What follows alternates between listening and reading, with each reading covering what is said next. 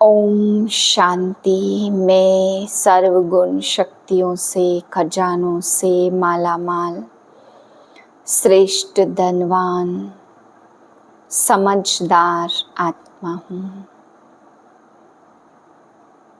मैं दिव्य बुद्धिवान हूँ। आज बाबा समझाते, बच्चे कोई कहता है कि फलाना स्वर्गवासी हुआ तो उनको समझाओ, तो जरूर अभी हम नर्क में है ना। तो बाबा ने कहा उन्हें समझाना है, अगर तुम्हें सच्चे सच्चे स्वर्ग में चलना है तो हम तुम्हें उसका रास्ता बताते हैं। चलना है तो उस रास्ते को समझो। बाबा कहते हैं इस समय तुम अनेक जन्म विषय सागर में गोते खाए, अब स्वर्ग में चलना है तो पावन जरूर बनना है। बाबा कहते हैं बहुत सारी माताएं बहनें अबलाएं पुकारती हैं कि हे पतित पावन आओ, हमें इन बंधनों से छुड़ाओ, हमें पावन बनाओ। बाबा कहते बच्चे पावन तो बनना ही है, बंधन खलास होने ही है। आगे 3000 वर्ष तक तुम्हें कोई दुख नहीं होगा, कोई कोर्ट कचहरी नहीं होगी, इसलिए सारे दुखों का अंत, सारी दुनिया का विनाश होना है। फिर बाबा आज समझा रहे जो भी शक्तियाँ तुम बच्चों के पास है उनका बजट बनाओ और हर शक्ति को कार्य में लगाओ। बाबा कहते शक्ति को कार्य में लगाएंगे तो वह और ही आगे वृद्धि को पाएगी। फिर बाबा समझाते कि तुम्हें विकर्म करने की कंपटीशन नहीं करनी है।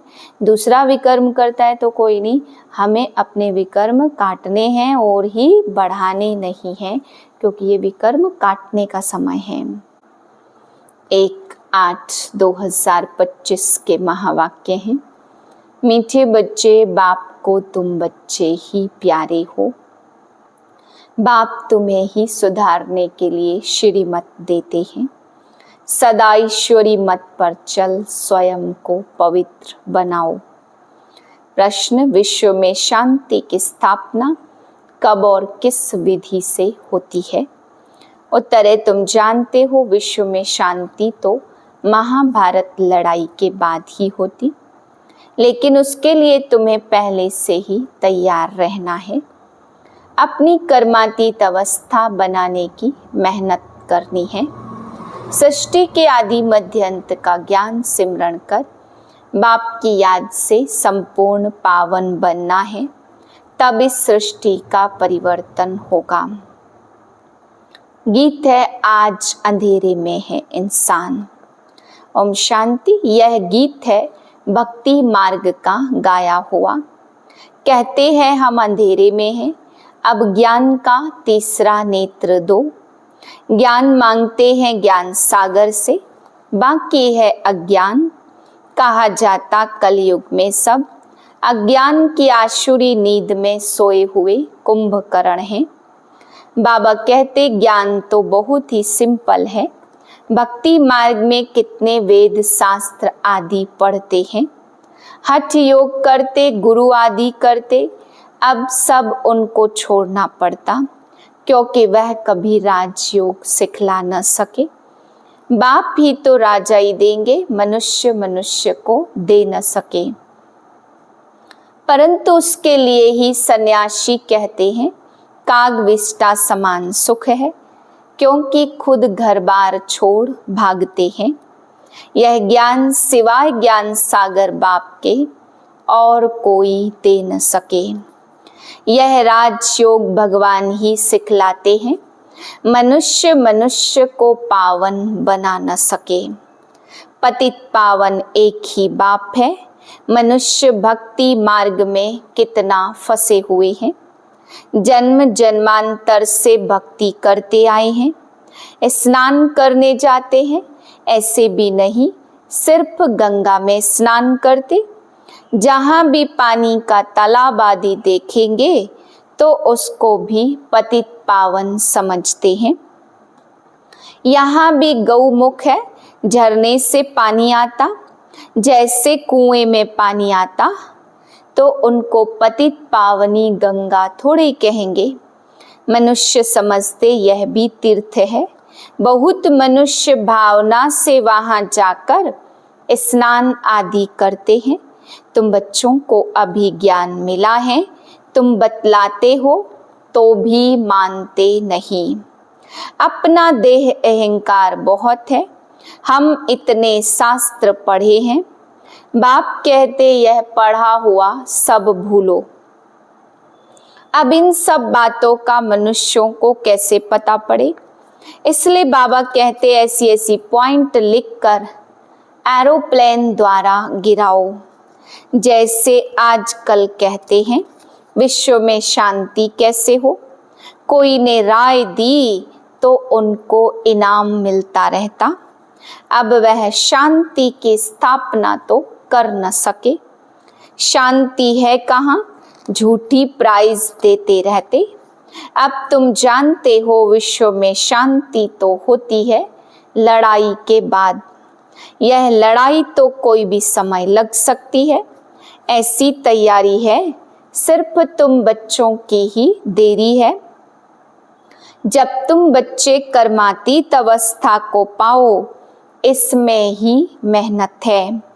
बाप कहते माँ कम याद करो और ग्रस्त व्यवहार में रहते कमल फूल समान पवित्र बनो और सृष्टि के आदि मध्य अंत का ज्ञान सिमरण करते रहो।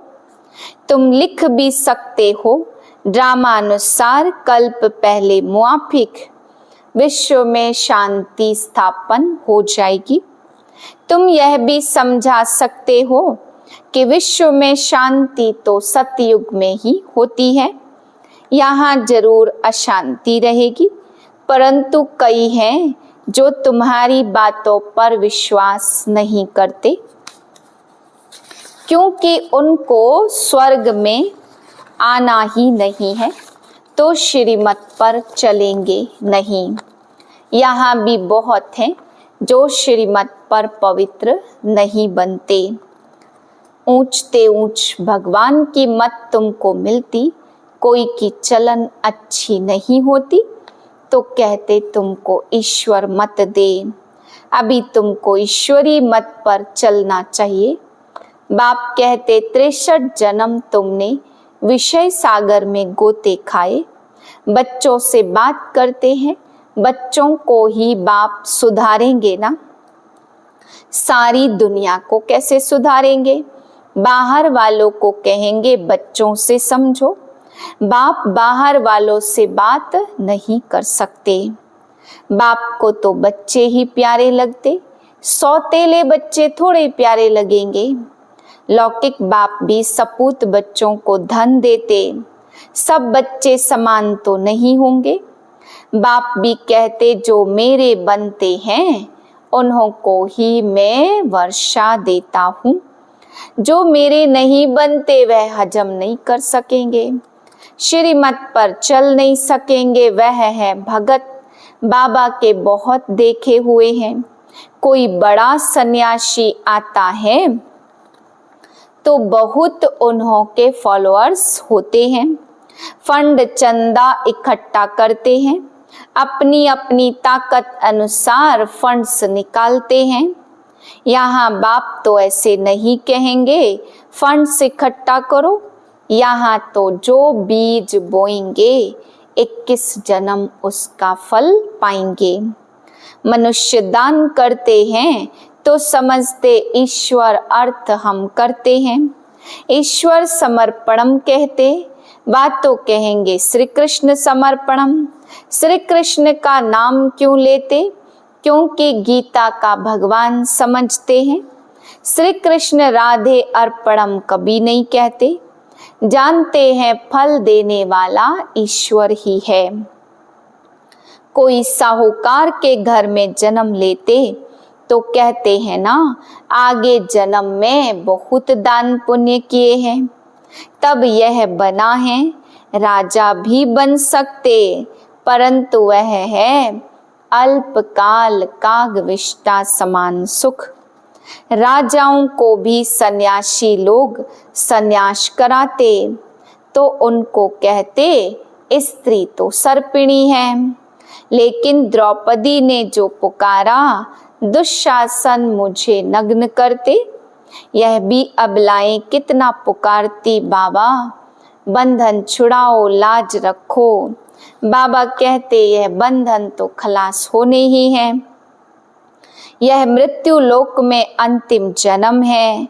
दूसरी बात बाप समझाते, इस समय मनुष्य कितने बेसमझ बन गए हैं। जब कोई मरता है तो कहते स्वर्ग पधारा, लेकिन स्वर्ग है कहाँ, यह तो नरक है। स्वर्ग हुआ तो जरूर नरक में था, परंतु किसको सीधा कहो तुम स्वर्ग नरकवासी हो तो क्रोध में आकर बिगड़ पड़ेंगे। ऐसे ऐसे को तुमको लिखना चाहिए। फलाना स्वर्गवासी हुआ तो इसका मतलब तुम नरकवासी हो। हम तुमको ऐसी युक्ति बताएं जो तुम सच सच स्वर्ग में जाओ।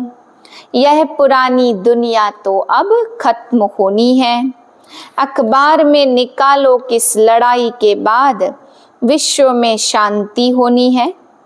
5000 वर्ष पहले मुआफिक वहाँ आदि सनातन एक ही धर्म था। वह लोग फिर कहते वहाँ भी कंस जरासंधी आदि असुर थे। त्रेता में रावण था। अब उनसे माथा कौन मारे। ज्ञान और भक्ति में रात दिन का फर्क है। इतनी सहज बात भी मुश्किल किसकी बुद्धि में बैठती है। तो ऐसे ऐसे स्लोगन्स बनाने चाहिए। इस लड़ाई के बाद विश्व में शांति होनी है। श्री नारायण का भी नाम डाला है, नहीं डालते उनके फिर 84 जन्मों में से कुछ दिन कम कहेंगे। श्री कृष्ण के तो पूरे 84 जन्म हैं। शिव बाबा आते बच्चों को हीरे जैसा बनाने, तो उनके लिए फिर डिब्बी भी ऐसी सोने जैसी चाहिए जिसमें बाप आकर प्रवेश करे। अब यह सोने का कैसे बने, तो फट से उनको साक्षात्कार कराया। तुम तो विश्व के मालिक बनते हो। अब माँ में कम याद करो, पवित्र बनो तो झट पवित्र होने लग पड़े। पवित्र बनने बिगर तो ज्ञान की धारणा हो न सके। शेरनी के दूध के लिए सोने का बर्तन चाहिए। इनको धारण करने के लिए भी सोने का बर्तन चाहिए। पवित्र चाहिए तब ज्ञान धारण हो। पवित्रता की प्रतिज्ञा करके फिर गिर पड़ते हैं तो योग की यात्रा ही खत्म हो जाती, ज्ञान भी खत्म हो जाता। किसको फिर कह न सके भगवानुवाच, काम महाशत्रु है, उनको तीर लगेगा नहीं। वह फिर कुक्कड़ ज्ञानी हो पड़ते। कोई भी विकार ना हो, रोज पोता मेल रखो। जैसे बाप सर्वशक्तिमान, वैसे माया भी सर्वशक्तिमान। आधा कल्प इसका राज्य चलता। बाकी पांडव कौरवों की लड़ाई जुआ आदि दिखाई। ऐसी बातें कैसे हो सकती। राजयोग की पढ़ाई ऐसे होती है क्या। युद्ध के मैदान में कोई गीता पाठशाला होगी। कहाँ जन्म मरण रहित शिव बाबा और कहाँ पूरे 84 जन्म लेने वाला। उनके ही अंतिम जन्म में बाप आकर प्रवेश करते। कितना क्लियर है। ग्रस्त व्यवहार में रहते पवित्र भी बनना है। बाप कहते मेरे खातिर कुल की लाज रखो। शिव बाबा कहते इनकी दाढ़ी की लाज रखो। यह अंतिम जन्म पवित्र बनो तो स्वर्ग के मालिक बनेंगे। यह तुम्हारी राजधानी स्थापन हो रही है। राजाओं को राय की दरकार नहीं। पतित राजाओं को भी एक वजीर होता है। यहाँ देखो कितने मिनिस्टर्स हैं। आपस में लड़ते झंझटों से बाप छुड़ा देते हैं। 3000 साल फिर कोई लड़ाई, कोई कोर्ट आदि नहीं होगा। वहाँ सुख ही सुख है। अभी तो सिर पर मौत खड़ा है। अच्छा मीठे मीठे से खिलते बच्चों प्रति माता पिता बाप दादा का याद प्यार गुड मॉर्निंग। रूहानी बाप की रूहानी बच्चों को नमस्ते। हम रूहानी बच्चों की रूहानी बाप को नमस्ते।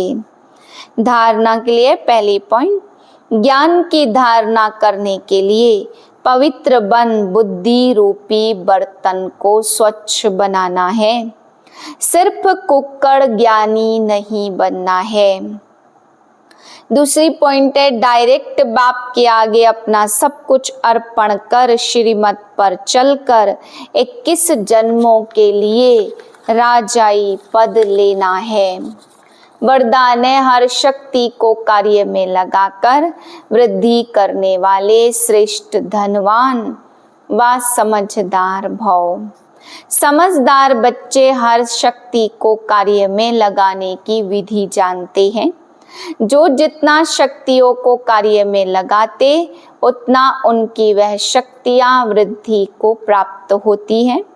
तो ऐसा ईश्वरी बजट बनाओ जो विश्व के हर आत्मा आप द्वारा कुछ न कुछ प्राप्ति करके आपके गुणगान करे। सभी को कुछ न कुछ देना ही है, चाहे मुक्ति दो चाहे जीवन मुक्ति दो। ईश्वरी बजट बनाकर सर्व शक्तियों की बचत कर जमा करो और जमा हुई शक्ति द्वारा सर्व आत्माओं को भिखारीपन से दुख शांति से मुक्त करो।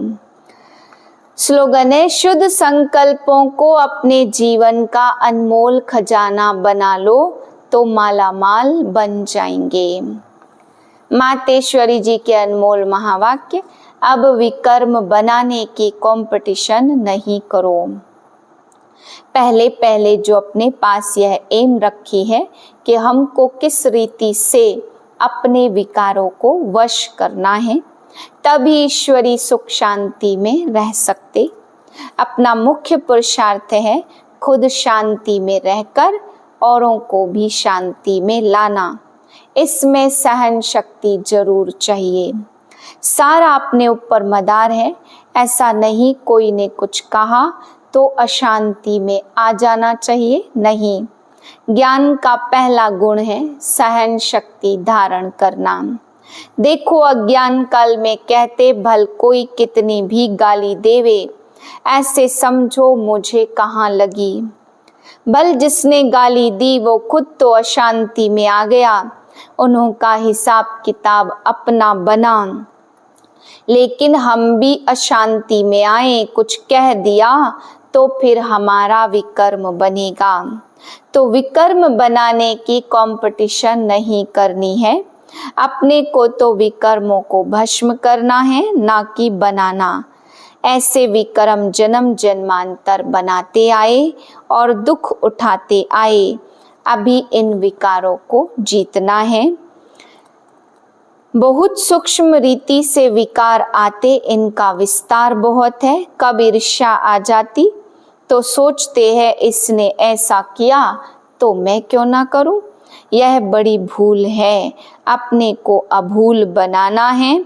अगर कोई ने कुछ कहा तो ऐसे समझो यह भी मेरी परीक्षा है, कितने तक मेरे अंदर सहन शक्ति है।